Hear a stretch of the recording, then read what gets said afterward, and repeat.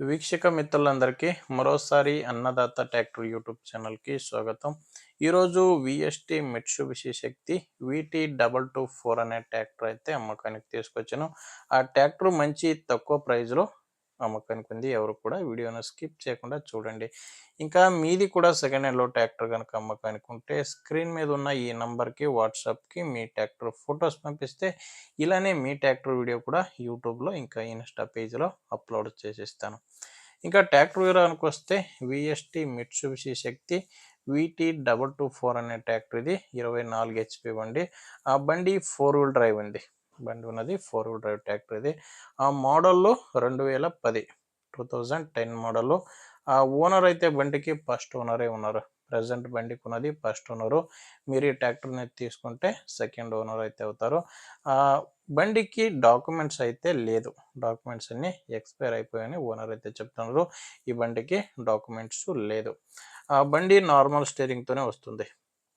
Normal steering ఇంకా dry break ఉన్న బండిది. ఫ్రంట్ బ్యాక్ అన్నీ కూడా సీల్ టైర్సే ఉన్నాయి. టైర్ కండిషన్ కూడా మీరు స్క్రీన్ మీద చూస్తున్నారు.